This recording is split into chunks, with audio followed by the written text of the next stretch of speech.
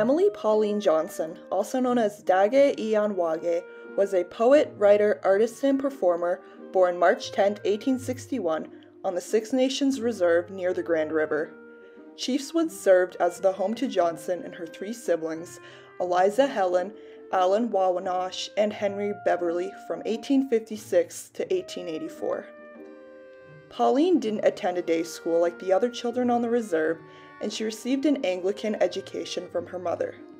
Her father, George H.M. Johnson, worked as an interpreter and cultural negotiator between the Mohawk, the British, and the Government of Canada. At the age of 14, Pauline attended Brantford Central Collegiate and graduated in 1877.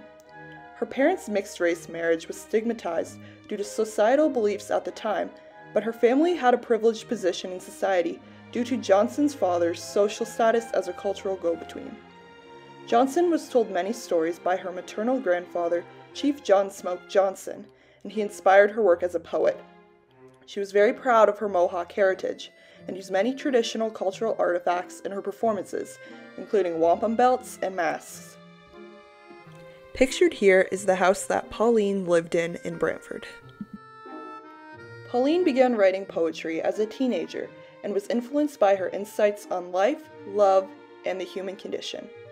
In her early career, she published in newspapers and magazines and focused on Indigenous culture, particularly women and children.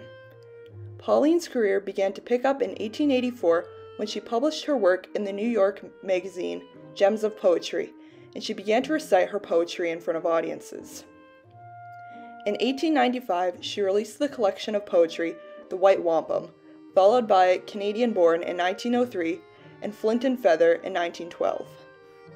In 1911, Pauline published Legends of Vancouver, a series of short stories told to her by Squamish Chief Joe Capilano. After her death in 1913, two more books of short stories called The Shaganapé and The Moccasin Maker were published. Pictured here is the original draft of her book, The Shaganapé. Sometime after 1884, Pauline embarked on a series of speaking tours in Canada, the United States, and England. These tours continued until 1909. She found success performing her own poems and worked various Indigenous items into her show.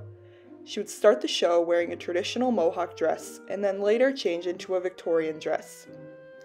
Pictured here is a photo of Pauline canoeing through the rapids in Sault Ste. Marie. Pauline enjoyed canoeing and it inspired her song, the song My Paddle Sings. Pauline Johnson holds important legacy in Canada due to her influential contributions to Indigenous and Canadian oral and written culture. She spent the last years of her life living in Vancouver and died there on March 7, 1913. Pictured here is a photograph of a man placing flowers on top of Pauline Johnson's grave. Pauline Johnson continues to be a Canadian literary figure and will forever be celebrated as a successful poet and entertainer who fought against prejudicial ideas of race and gender in her time period. Thanks for watching and tune in for tomorrow's video on Tom Longboat.